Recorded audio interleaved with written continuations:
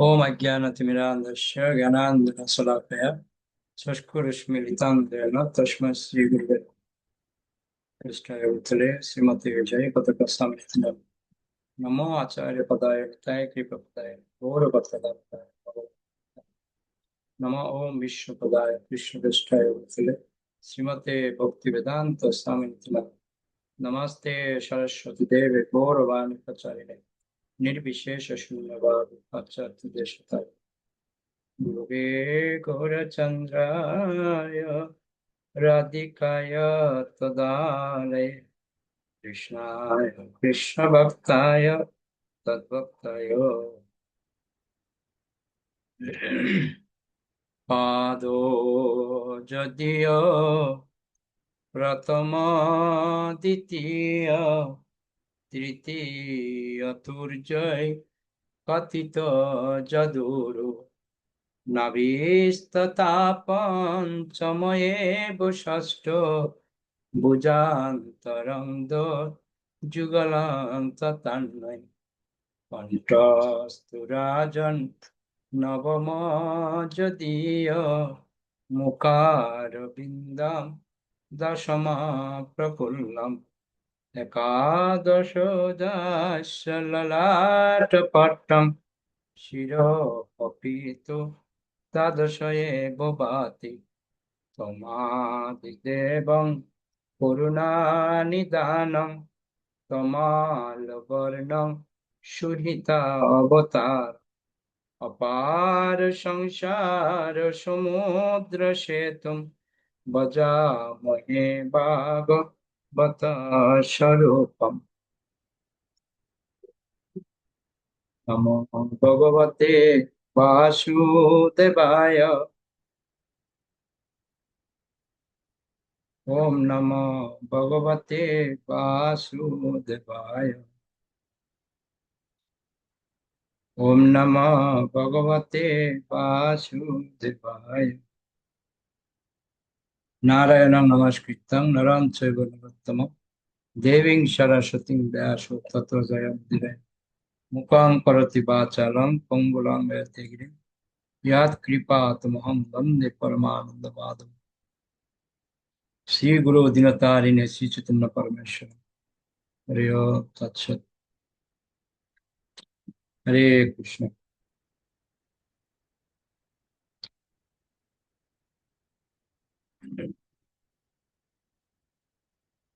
আজকে আমাদের শ্রীমদ্ ভাগবত দ্বিতীয় স্কন্ধ প্রথম অধ্যায় শ্লোক নং 21 থেকে হবে।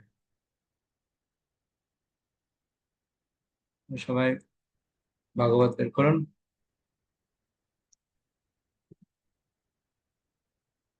21 নম্বর শ্লোকের অনুবাদ করবেন উজ্জ্বল বর্ণ প্রভু। 22 নম্বর শ্লোকের অনুবাদ করবেন প্রাণন্দির মাতাজি।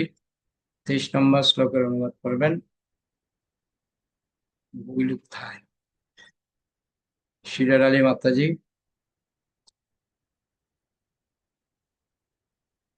24 নম্বর শ্লোকের অনুবাদ করবেন আমাদের সর্বরূপ মাতাজি। আর 25 নম্বর শ্লোকের অনুবাদ করবেন সুনির্মলা মাতাজি। হরি বল।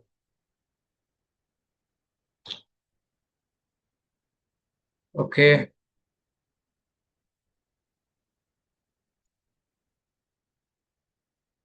সবাই ভাগবত বের করুন। ভাগবত দ্বিতীয় স্কন্ধ প্রথম অধ্যায় 21 নম্বর শ্লোক।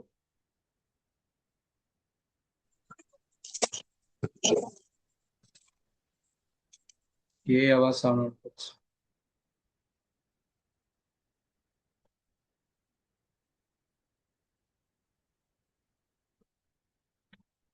যস্যাং সৌন্দর্যমানায়া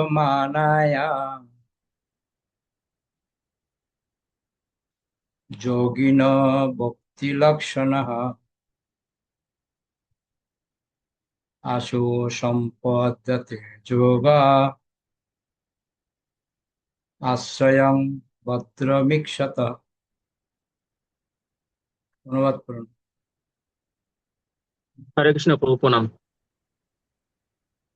হে রাজন, এই প্রকার স্মরণের দ্বারা এবং সর্বমঙ্গলময় ভগবানের সবিশেষ রূপ দর্শনের অভ্যাস করার ফলে অচিরেই সাক্ষাৎ ভগবানের আশ্রয় লাভ করে তার প্রেমময়ী সেবায় যুক্ত হওয়া যায়। হরে কৃষ্ণ। ওকে, তো খুব সুন্দর একটা শ্লোক। স্মরণ স্মরণ কি স্মরণ করবে? সর্বমঙ্গলময় ভগবানের যে সবিশেষ রূপ যদি আমরা দর্শনের অভ্যাস করি, স্মরণের মাধ্যমে দর্শন করতে হবে, তাহলে আমরা সাক্ষাৎ ভগবানের আশ্রয় লাভ করতে পারবো বলছে, আর প্রেমময়ী সেবায় যুক্ত হতে পারবো। তো এই জন্য প্রভুপাদ বলছে ভগবত ভক্তির প্রভাবেই কেবল যোগ সিদ্ধি লাভ করা যায়। সর্বেশ্বর ভাব বা সর্বত্র সর্বশক্তিমান ভগবানের উপস্থিতি অনুভব করার পন্থা মনকে শিক্ষা দেওয়ার এক প্রকার প্রণালী, যার ফলে মন ভগবত ভক্তির ধারণায় অভ্যস্ত হয় এবং যোগীদের এই ভক্তিময় প্রবৃত্তির ফলে তাদের যোগসিদ্ধি সম্ভব। ভগবত ভক্তি ব্যতীত কখনোই যোগে সিদ্ধি লাভ করা যায় না। এই প্রকার সর্বেশ্বরবাদ দর্শনের প্রভাবে যে ভক্তিময় পরিবেশের সৃষ্টি হয়, তাহা কালক্রমে কে আবার শ্রবণ করছে,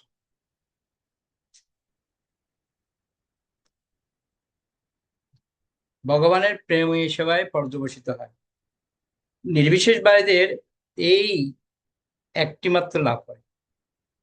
ভগবদ্গীতায় দ্বাদশ অধ্যায় 5 নম্বর শ্লোকে প্রতিপন্ন হয়েছে যে অধ্যাত্ম উপলব্ধির নির্বিশেষ পন্থা অধিকতর ক্লেশদায়ক, কেননা তা পরোক্ষভাবে লক্ষ্যে পৌঁছায়। নির্বিশেষবাদীরও দীর্ঘকাল পরে ভগবানের সবিশেষ রূপের ধারণায় মগ্ন হয়। বলা হচ্ছে নির্বিশেষবাদীরও সবিশেষ রূপের প্রতি তারা আকৃষ্ট হয় কবে? না, যখন ভগবানের রূপ দর্শন করবে এবং ভগবানের সেবায় যদি যুক্ত হয়, তাহলে ক্রমান্বয়ে সেটা সম্ভব। তো ওই জন্য অনুবাদে একটা কথা ক্লিয়ার বলছে, স্মরণ স্মরণটা আমাদের জন্য খুব গুরুত্বপূর্ণ। কেন গুরুত্বপূর্ণ? কারণটা কি? কেননা আমরা শ্রবণ করি,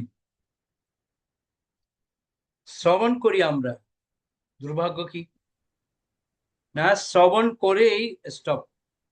শ্রবণের পর হচ্ছে মনন, যে যেটা শ্রবণ করছি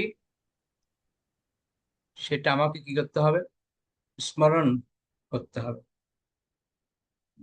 শুনলেই হবে না, ওটা পরবর্তীতে আমাকে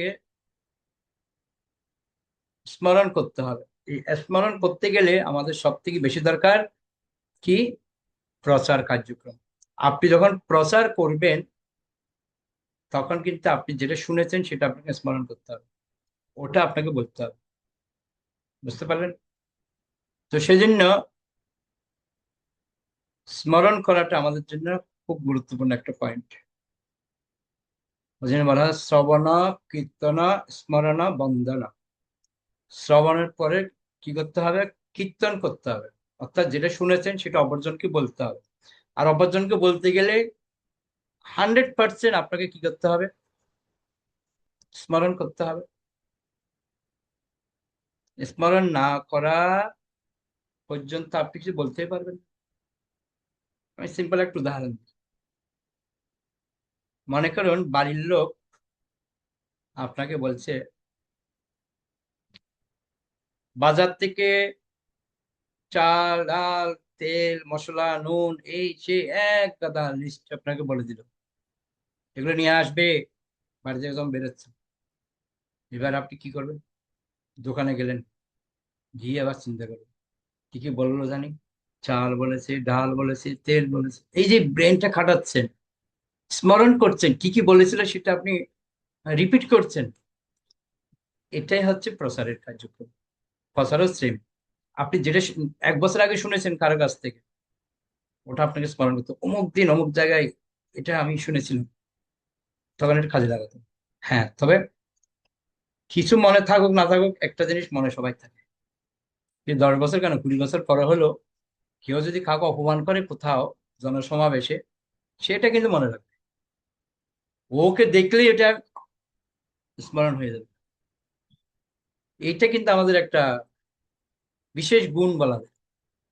ভালোটা মনে না থাকুক, ওটা কিন্তু আমাদের স্মরণে চলে আসবে।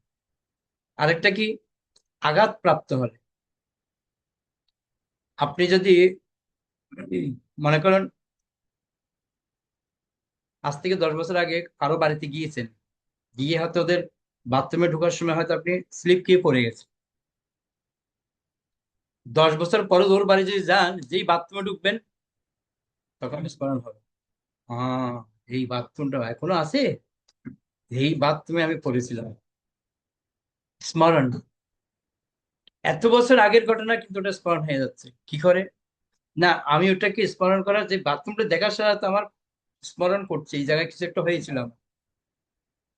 যে স্মরণটা করছি পুরোটা আমার লিস্টে চলে আসছে। তো ঠিক সেরকম ভগবানের কথাও সেরকম। ভগবানের কথা যখন আমরা শুনছি সেটা আমাদেরকে স্মরণ করতে হবে। যেটা শুনেছিলাম সেটা আমাকে স্মরণ করতে হবে। এই স্মরণ করার অভ্যাস যদি আমি করি, কি লাভ? না, লাভ হচ্ছে মৃত্যুর সময় অটোমেটিক্যালি আমার সামনেই চলে আসবে। গীতায় কি বলছে, অষ্টম অধ্যায় 5 নম্বর শ্লোকে, অন্তকালে চ মামেব স্মরণ মুক্ত কলেবর। অন্তিম কালে ভগবানের চিন্তা করাটাই হচ্ছে আমাদের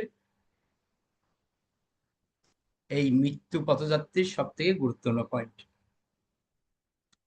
কেননা মৃত্যুর সময় তো কথা বলতে পারবো না। তো সেজন্য এখন থেকে যে স্মরণ করার অভ্যাস থাকলে তখন আমি স্মরণ করব ভগবানকে। কেননা বলা হচ্ছে মৃত্যুর সময় যমদূত এসে যমপাশ বন্ধন, যমদূতরা এসে আমাদের যমপাশ দিয়ে দেয়। যমপাশ যখন দেবে, সর্বপ্রথম আমাদের কণ্ঠ অবরুদ্ধ হয়ে যাবে, মানে আপনি কথা বলতে পারবেন, কিন্তু আপনি দেখতে পাচ্ছেন, বুঝতে পারছেন, শুনতে পাচ্ছেন, সব করতে পারছেন, কিন্তু আওয়াজ বের হচ্ছে না। ওই মুহূর্তে আপনাকে ধরে নিতে হবে আমার পর্ব শেষ। তখনই কি করতে হবে? স্মরণ করতে হবে ভগবানকে। স্মরণ, ভগবানের এই লীলা, এটা যে কোনো একটা কিছু আমি স্মরণ করতে পারি, 100% গ্যারান্টি শুধু ভগবানের কথা। তার বাস্তব প্রমাণ হচ্ছে অজামিন। যদিও সে ছেলেকে ডেকেছে, কিন্তু ভগবান বলছে আমাকে ডেকেছে। বুঝা গেল? তো ওই জন্য স্মরণ বিষয়টা আমাদের জন্য অত্যন্ত গুরুত্বপূর্ণ। ওকে, 22 নম্বর শ্লোক।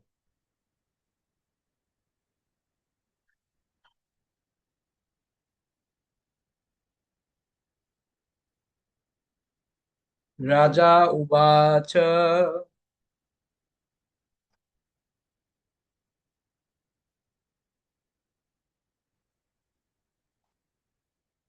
যথা সৌন্দর্যতে ব্রহ্মণ ধারণা যত্র সম্মতা যাদৃশি বা হরে দাসো পুরুষস্য মনোমলম। অনুবাদ কার? হরে কৃষ্ণ নাম। অনুবাদ: ভাগ্যবান রাজা পরীক্ষিত জিজ্ঞাসা করলেন, হে ব্রাহ্মণ, দয়া করে আমাকে বিস্তারিতভাবে বলুন, মনকে কোথায় এবং কিভাবে একাগ্র করতে হবে এবং কিভাবে ধারণা স্থির করতে হবে, যার ফলে মনের সমস্ত কলুষ দূর করা যায়। হরে কৃষ্ণ। তো পরীক্ষিত মহারাজ প্রশ্ন করছেন দয়া করে আমাকে বলুন, এই মন হচ্ছে আমাদের সব থেকে বড় শত্রু, আবার মন হচ্ছে আমাদের বন্ধু। এই মনকে আমি কিভাবে, কোথায় একাগ্র করতে পারি, স্থির করতে পারি, আমার মনের মধ্যে যে অনেক কলুষতা আছে সেটা আমি কি করে দূর করতে পারি? পরীক্ষিত মহারাজ এত বড় মহান বক্তা হওয়া সত্ত্বেও তিনি আমাদের জন্য প্রশ্নটা করেছেন। আমরা যদিও দাবি করছি আমরা ভক্ত, কিন্তু আমরা ভক্তের বও হতে পারিনি এখনো। রাগ যায়নি, ক্রোধ যায়নি, হিংসা যায়নি। এক ভক্ত আরেক ভক্তকে সহ্য করতেই পারে না। তার মানে কি?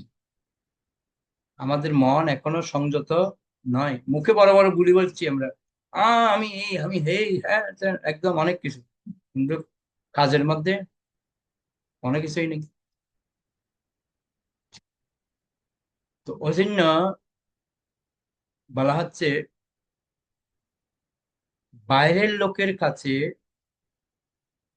সাধারণ লোক দুই চোখে দেখে, আর সাধু যখন রাস্তায় হাঁটে তখন চার চোখে দেখে।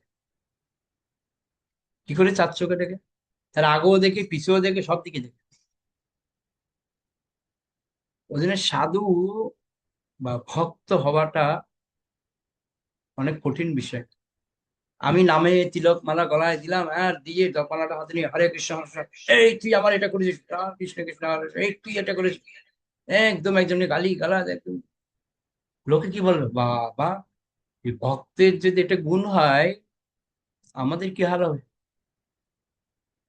গত শুক্রবার ক্লাসে একটা মাথায় বলছিল যে ভক্তরা আচরণ দেখে লোকরা কিরকম কমেন্ট করছে।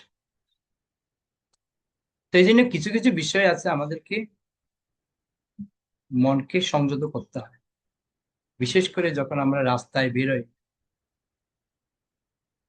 ওই রাস্তার মধ্যে আপনাকে দেখে লোক কিছু বলেনি, আরামসে আপনি হেঁটে চলে গেছেন। যখন আপনি কিছু একটা মুখ ফুটাবেন, তখন সব লোক হা করে তাকিয়ে থাকবে, এ কি বলছে।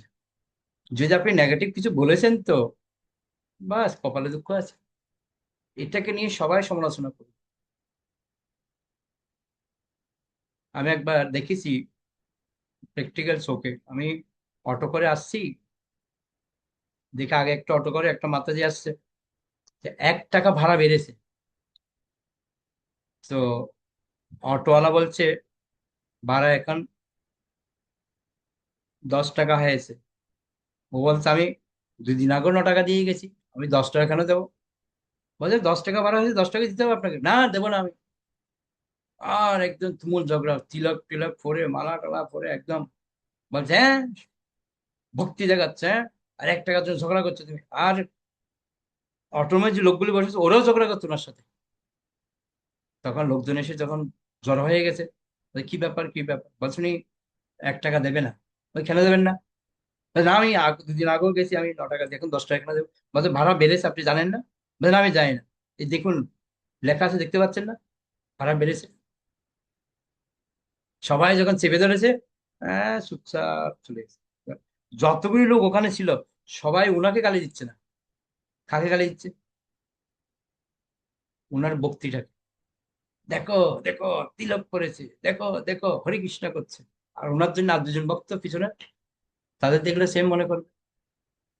সেই জন্য বিশেষ করে রাস্তাঘাটে যখন আমরা চলাচল করব, মনকে সংযত রাখতে হবে, যেন এমন কোনো আচরণ আমি না করি যে আচরণের দ্বারা বাকি অন্যজনেরা আমার প্রতি একটা ঘৃণা সৃষ্টি হয়। এই জিনিসগুলো আমাদের খুব মনে রাখতে হবে। এমনি তিলকমালা দিয়ে ভক্তি বানিয়ে নাচি গাইয়ে লাফিয়ে গেলে হবে না, ওইসবের কোনো ভ্যালু নেই। ওই জন্য বলছে মনকে কি করে সংযত করা যায়, কি করে মনকে একাগ্রত করা যায়, কি করে মনের মধ্যে কলুষ দূর করা যায়, কিভাবে আমার ধারণাটাকে স্থির করতে পারে বলুন আমাকে। এটা হচ্ছে প্রশ্ন। প্রপাত কি বলছে দেখেন, কত সুন্দর। হরে কৃষ্ণ প্রভু, কত অধ্যায়ের 22 নম্বর শ্লোক? আমার ওয়াইফাই চলে গেছিল। প্রথম অধ্যায়, দ্বিতীয় স্কন্ধ প্রথম অধ্যায়। প্রথম অধ্যায়।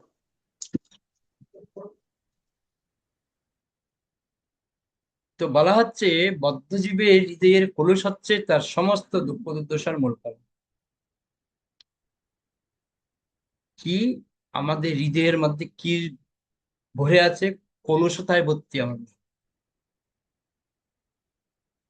বলা হচ্ছে বদ্ধজীব জড়জগতের নানা প্রকার দুঃখ দুর্দশায় জর্জরিত, কিন্তু যেহেতু সে অজ্ঞানের অন্ধকারে আচ্ছন্ন, তাই জড়জগতে দীর্ঘ কারাবাসের ফলে সঞ্চিত আবর্জনাজনিত দুঃখ দুর্দশা দূর করতে পারে না। একটা কথা মনে রাখতে হবে, আমাদেরকে এখানে ভগবান কেন পাঠিয়েছে? না, এটা হচ্ছে সংশোধনাগার, এখানে সংশোধন হওয়ার জন্য আমাদের পাঠিয়েছে। এখানে এসে যে আমি সেম করি তাহলে আর কি করে হলো? ও যে দুঃখ ভোগ করতে হচ্ছে। তো তার প্রকৃত কর্তব্য হচ্ছে পরমেশ্বর ভগবানের ইচ্ছা অনুসারে তার সেবা করা, কিন্তু তার হৃদয় অভ্যস্ত। বলা হচ্ছে হৃদয় অভ্যস্তরস্ত কলুষের প্রভাবে, আমাদের হৃদয়ের অভ্যন্তরে যে কলুষ রয়েছে, এই কলুষের প্রভাবে সে তার কামনা বাসনার সেবা করতে চায়। এটা চাই ওটা চাই, এটা কে চাই? সেটা কে? হৃদয়ের মধ্যে কলুষ রয়েছে বলে।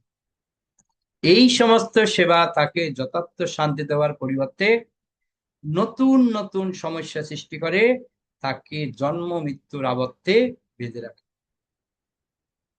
বুঝতে পারলেন? নতুন নতুন সমস্যা সৃষ্টি হচ্ছে আমাদের, কারণটা কি?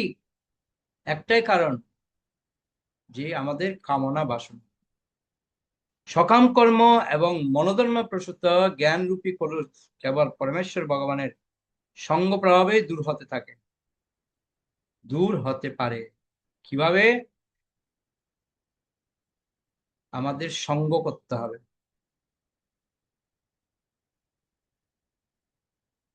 আর জ্ঞান, গীতা চতুর্থ অধ্যায়ে বলছে জ্ঞান রূপী খড়গ দিয়ে আমাদের কামনা বাসনাকে শিরচ্ছেদ করতে হবে। সর্বশক্তিমান ভগবান অচিন্ত শক্তির প্রভাবে তার সঙ্গ দান করতে পারেন। তাই যারা ভগবানের সবিশেষ রূপে তাদের বিশ্বাস স্থির করতে অক্ষম, তাদের তিনি তার বিরাট রূপের সঙ্গ লাভ করার সুযোগ দেন। ভগবানের বিরাট নিরাকার রূপ তার অসীম শক্তির প্রকাশ। যেহেতু শক্তিমান এবং শক্তি অভিন্ন, তাই তার বিরাট রূপের নিরাকার ধারণাও বদ্ধজীবকে পরোক্ষভাবে তার সান্নিধ্য লাভে সাহায্য করে এবং এভাবে ক্রমে ক্রমে তার সবিশেষ রূপের সঙ্গে সম্পর্কিত হতে সাহায্য করে। বুঝতে পারছেন? যে মহারাজ পরীক্ষিত প্রথম থেকেই পরমেশ্বর ভগবান শ্রীকৃষ্ণের সবিশেষ রূপের সঙ্গে সরাসরি ভাবে সম্পর্কিত ছিলেন, এবং তাই তার পক্ষে কিভাবে মনকে ভগবানের নির্বিশেষ বিরাট রূপের ধারণায় মগ্ন করা যায় সে সম্বন্ধে শুকদেব গোস্বামীর কাছে প্রশ্ন করার কোনো প্রয়োজন ছিল না। কিন্তু ভগবানের সচ্চিদানন্দ ঘন সবিশেষ রূপের ধারণা করতে অক্ষম ব্যক্তিদের মঙ্গল সাধনের জন্য তিনি বিস্তারিত ভাবে এই বিষয়ে প্রশ্ন করেছেন। বুঝতে পারছেন? কাদের জন্য করেছেন প্রশ্ন? আমাদের জন্য। অভক্তেরা কখনো ভগবানের সবিশেষ রূপের কথা চিন্তা করতে পারে না, যেহেতু তারা অজ্ঞ। তাই রাম কৃষ্ণ আদি ভগবানের সবিশেষ রূপ তাদের কাছে অত্যন্ত বিরক্তিকর। ভগবানের শক্তি সম্বন্ধে তাদের ধারণা অত্যন্ত অল্প। শ্রীমদ ভগবদ গীতায় নবম অধ্যায় 11 নম্বর শ্লোক বলছে অবজানান্তি মাংমুরা মানুষুম তু নাশ্রিত। ভগবান স্বয়ং বলেছেন যে মূর্খ মানুষেরা তাকে একজন সাধারণ মানুষ বলে মনে করে তাকে অবজ্ঞা। এই সমস্ত মানুষেরা ভগবানের অচিন্ত শক্তি সম্বন্ধে সম্পূর্ণ অজ্ঞ। ভগবান তার অচিন্ত শক্তির প্রভাবে মানব সমাজে অথবা যে কোনো জীব সমাজে প্রকাশিত হতে পারেন, তবুও তিনি সর্ব অবস্থাতেই সর্বশক্তিমান ভগবান থাকেন। তাই যে সমস্ত মানুষ ভগবানের নিত্য সবিশেষ রূপ স্বীকার করতে পারে না, তাদের মঙ্গলের জন্য মহারাজ পরীক্ষিত শুকদেব গোস্বামীর কাছে প্রশ্ন করেছেন যে কিভাবে প্রাথমিক স্তরে সেই সবিশেষ রূপে মনকে নিবদ্ধ করা যায়, এবং শুকদেব গোস্বামী পরবর্তী শ্লোকগুলিতে বিস্তারিতভাবে তার সেই প্রশ্নের উত্তর দিয়েছেন। বুঝতে পারছেন?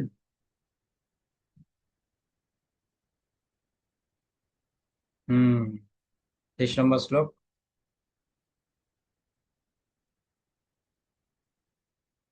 শ্রীশুক উবাচ জিতাসনো জিতশ্বাসো জিত সঙ্গ জিতেন্দ্রিয় স্থূলে ভগবত রূপে মন সন্ধারয় দিয়া। অনুবাদ করুন। হরে কৃষ্ণ প্রভু, প্রণাম। সুখদেব গোস্বামী উত্তর দিলেন, আসন নিয়মাদির দ্বারা জিতাসন, প্রাণায়াম দ্বারা জিতশ্বাস, জিতেন্দ্রিয় ও সঙ্গরহিত হয়ে প্রথমে বুদ্ধিযোগে ভগবানের স্থূল রূপে বিরাট নামক রূপে মনকে নিযুক্ত করতে হবে। হরে কৃষ্ণ। ওকে, তো এখানে মনকে কি করে নিয়ন্ত্রণ করে আমরা গীতায় পড়েছি। মনকে নিয়ন্ত্রণ করতে গেলে আপনাকে প্রাণায়াম করতে হবে এবং সুধায় বসতে হবে, ধ্যানের প্রক্রিয়া। প্রভুপাদ বলছে বদ্ধজীবের জড় বিষয়াসক্ত মন তাদের দেহাত্ম বুদ্ধির স্তর অতিক্রম করতে দেয় না। তাই স্থূল জলবায়ুতে চরিত্র গঠনের জন্য যোগ প্রক্রিয়ায় ধ্যানের পন্থা, আসন, প্রাণায়াম ইত্যাদির মাধ্যমে পরমেশ্বর ভগবানের মনকে নিবদ্ধ করা পথে নির্দেশিত হয়েছে। তা আগে ধ্যানের পন্থা ছিল, সবাই ধ্যান করতো। ধ্যানের মাধ্যমে মনকে কি করা যায়? নির্মল করা যায়। তো এই জিনিসটা আমরাও করছি, আমরাও ধ্যান করছি। কার ধ্যান? হরে কৃষ্ণ মহামন্ত্র করছি আর ধ্যান করছি। কিন্তু আমাদের সমস্যা একটা, আমাদের ধ্যান করতে করতে মাঝেই আমরাই ধ্যানী হয়ে যাই, এমন ঘুমে বিভোর হয়ে যায়, কোথায় জপমালা কোথায় আমি আর খুঁজে পাওয়া যায় না।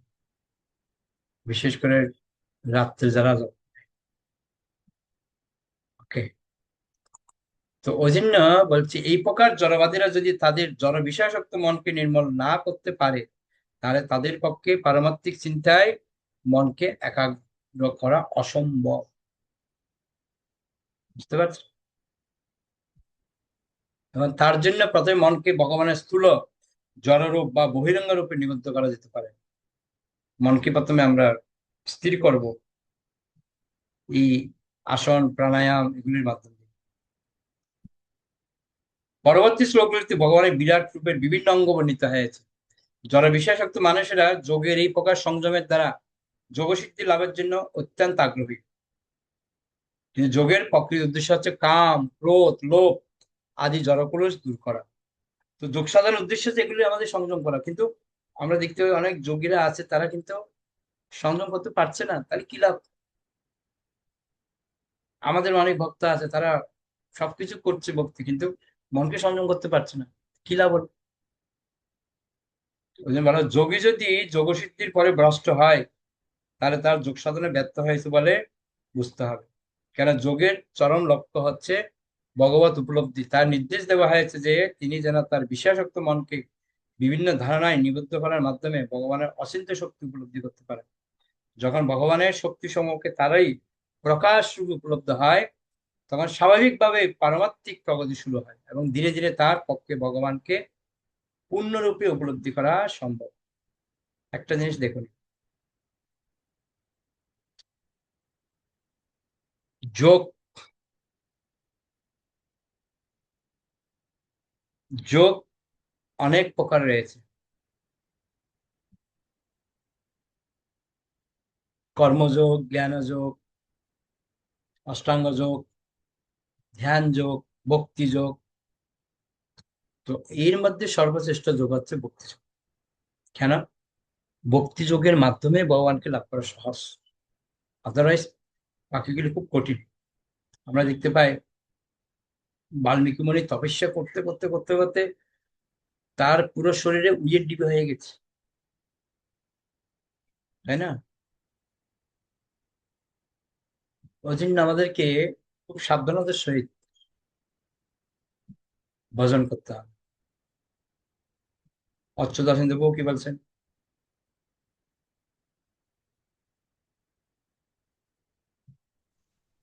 হরে কৃষ্ণ প্রণাম। প্রভু এখানে 22 নম্বর শ্লোকে পরীক্ষিত মহারাজ 4টে কোশ্চেন করেছেন। প্রথম কোশ্চেন বলছে মন কোথায় থাকে, কিভাবে একাগ্র করতে হয়, কিভাবে স্থির করতে হয়, আর কলুষিত দূর করতে হয়। 22 নম্বর শ্লোকে যেমন বলছে কলুষিত দূর করার উপায় বলছে, ঠিক এই যে 23 নম্বর শ্লোকে তাহলে এই মনকে কিভাবে স্থির করা যায় সেটা বলছে। হুম। 3 নম্বর প্রশ্ন। তাহলে 3 নম্বর না, এটা হচ্ছে 3 নম্বর। 3 নম্বর প্রশ্নের উত্তর। ওকে, বলা হচ্ছে বিরাট নামক রূপে মনকে নিযুক্ত করতে হবে। বিরাট রূপের, ভগবানের যে বিরাট রূপ আছে না, ওটার কথাই বলছে। ওই জন্য প্রভুপাদ তাৎপর্যের মধ্যে বিষয়টা ক্লিয়ার করে দিয়েছে। ওকে, 24 নম্বর শ্লোক।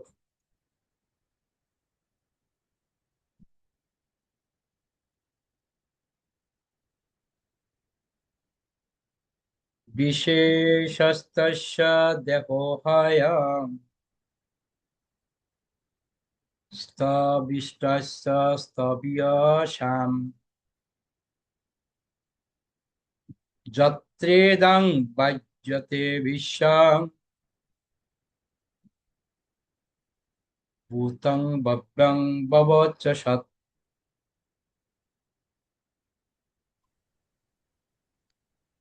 হরে কৃষ্ণ প্রভু প্রণাম। অনুবাদ। এই বিস্ময়কর জড় জগতের বিরাট রূপ ভগবানেরই স্বরূপ। ভূত, ভবিষ্যৎ এবং বর্তমান কাল সমন্বিত এই সমগ্র বিশ্ব তাতেই প্রকাশিত হচ্ছে। হরে কৃষ্ণ প্রভু প্রণাম। তো আমরা ভগবানের বিশ্বরূপ দেখেছিলাম, বিরাট রূপ। ও বিরাট রূপের মধ্যে সব কিছু ছিল, ভূত, ভবিষ্যৎ, বর্তমান, কাল, সমস্ত কিছু।